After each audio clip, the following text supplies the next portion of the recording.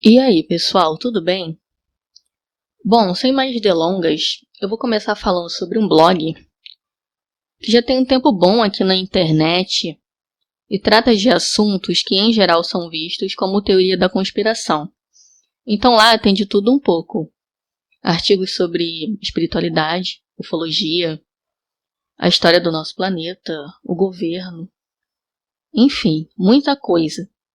E esse blog seria um qualquer se não tivesse chamado a minha atenção em determinado assunto, em determinado artigo, que fala sobre a Federação Galáctica, que eu já citei aqui no canal, que em resumo bem resumido, seriam grupos, um grupo de seres que trabalhariam auxiliando planetas de acordo com o que eu pude estar coletando de informação. O texto se divide em 3 partes.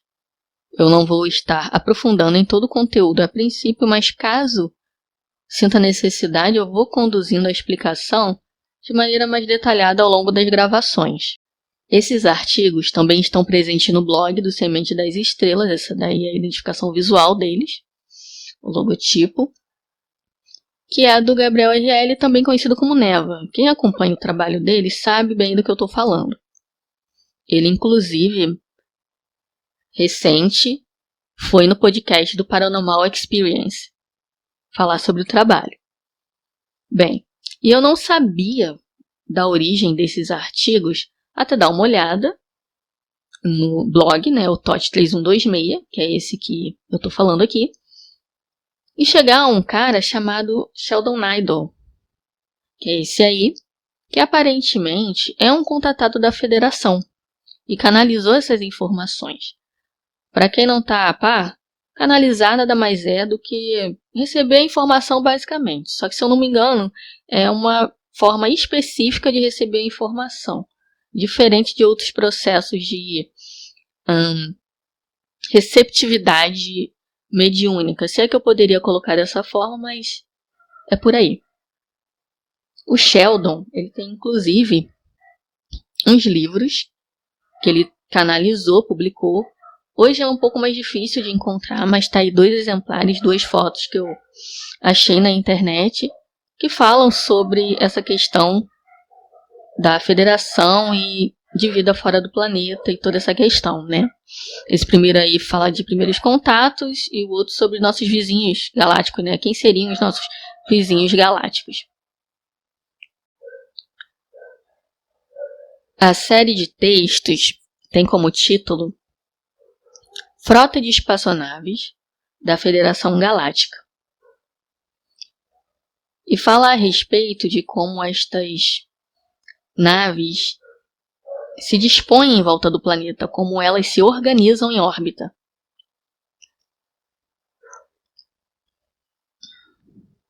Então, o chamado comandante Ashtar, esse da imagem, se eu não me engano também falei sobre ele, brevemente em vídeos anteriores, ele vai detalhadamente explicando como funciona essa organização interna da federação. Ashtar é uma figura, inclusive, bem conhecida nesse meio. Eu pude ter contato com esse nome enquanto eu pesquisava curiosidades na internet, porém era um hobby bem raso, nada tão importante. Mas recentemente essa realidade vem mudando por conta desse fenômeno que ocorreu e do aumento dos avistamentos, tanto na minha experiência quanto ao redor do mundo. Daí, como disse, ele vai explicando como funciona toda essa questão da organização interna da federação. E ele diz que existe essa estrutura em 3 anéis, que ao centro temos a Terra, e em volta, como vocês podem ver, as naves em suas devidas posições.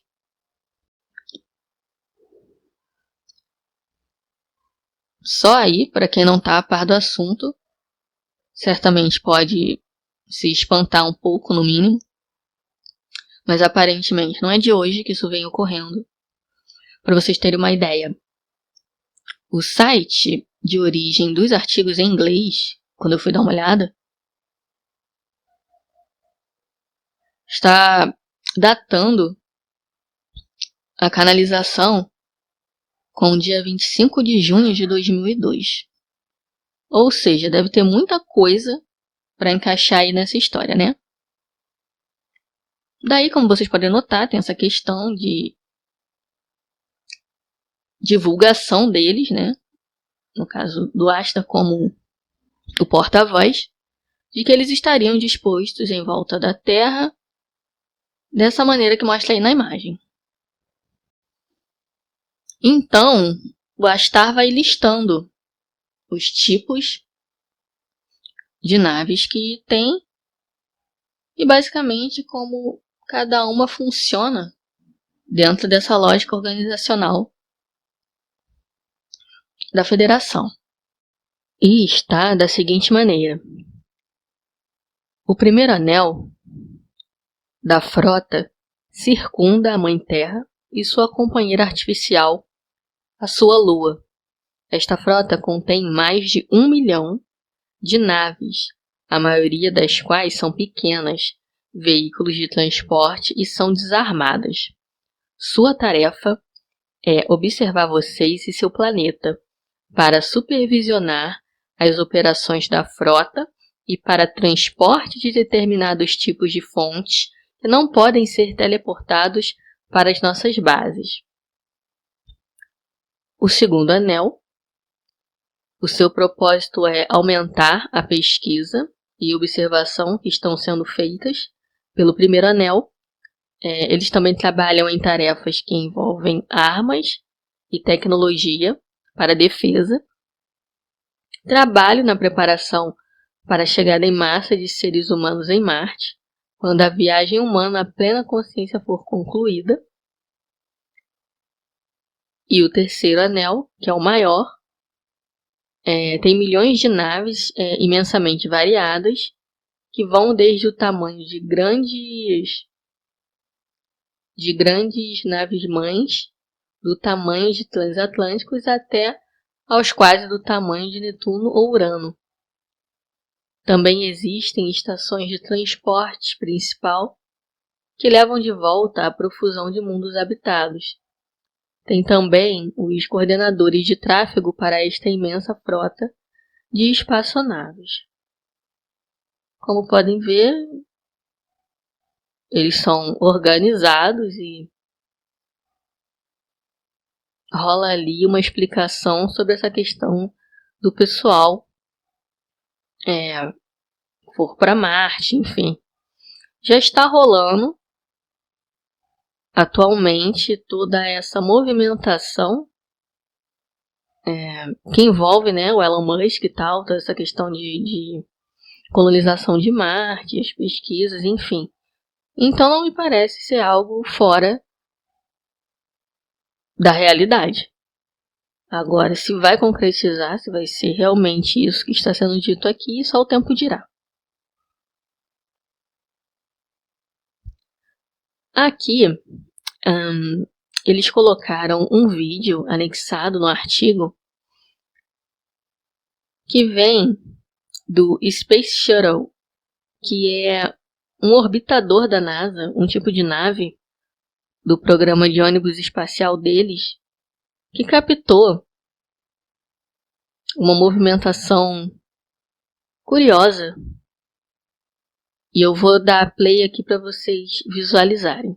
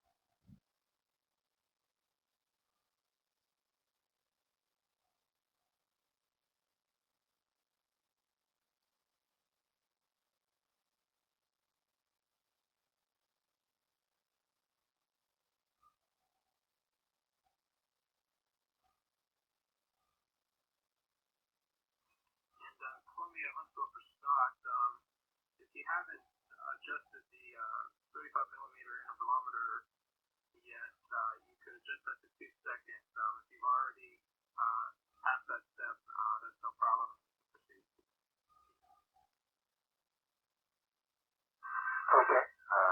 Go to 2 seconds. I'll be at alignment. No problem. Take a couple seconds to reset.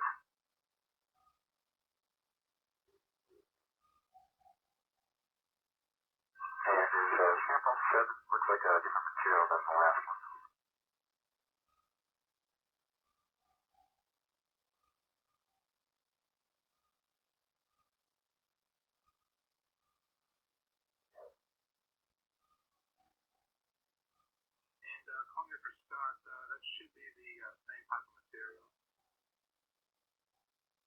Okay, is it thicker or is it, because it looks like it might be a little thicker?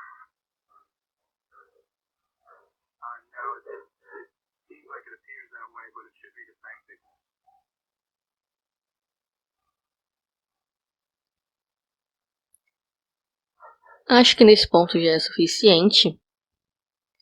E eles explicam no artigo que se tratam de naves da Federação aparecendo em frente a um orbitador da NASA. Eles se fazem notar como quem diz, oi, estamos aqui, né? E eles têm esse comportamento como se fosse um tipo de enxame. Andam todos mais ou menos ali próximos e tem essa luminosidade, né? Eu separei alguns frames para visualizar melhor, aqui é o início. E daí, conforme vai progredindo o vídeo, a gente vê que eles vão aparecendo cada vez mais, vagarosamente, até que ficam vários pontos na tela. Aqui é bom dizer que o orbitador ele não é colorido, como vocês podem notar, obviamente, mas dá para ter uma noção. Posteriormente, eu vou colocar compilações de outros momentos de avistamentos que ocorreram aqui na região. E na minha visão, nota-se clara relação com esse fenômeno que colocaram aqui. É bem semelhante. Aqui alguns frames lado a lado. O ambiente escuro fica bem iluminado quando eles aparecem. Não sei se por conta de algum tipo de propriedade, né, do espaço, que é muito escuro, né, umbreu, se eu não me engano. E aí eles aparecem e mudam toda a ambientação da coisa. Aqui eu mesma anexei um vídeo de um avistamento que ocorreu no dia 13/7/2018, alguns meses após esse que eu tô colocando aqui. E eu vou dar um play para vocês repararem como foi essa manifestação noturna.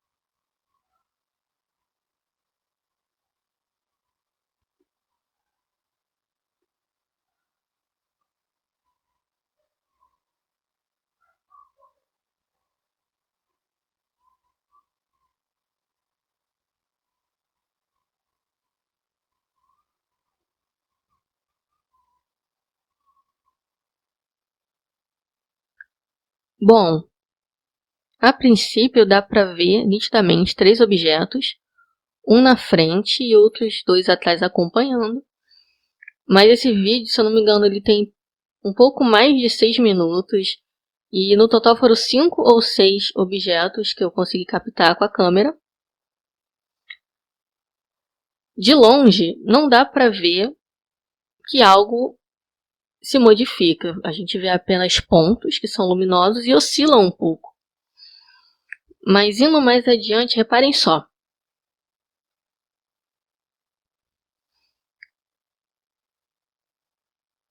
Aqui é o início da manifestação. Aquele ponto acima mais brilhante é o primeiro objeto. E abaixo, aquele mais fraquinho ali, parecendo um cinza, é o primeiro dos outros 2 que acompanham atrás, né? Ele aparece primeiro e depois o outro em seguida. E aí, ampliando, a gente vê aqui ao lado que o primeiro tem esse tom avermelhado em volta e esse núcleo branco. E o outro realmente surge de maneira mais acinzentada.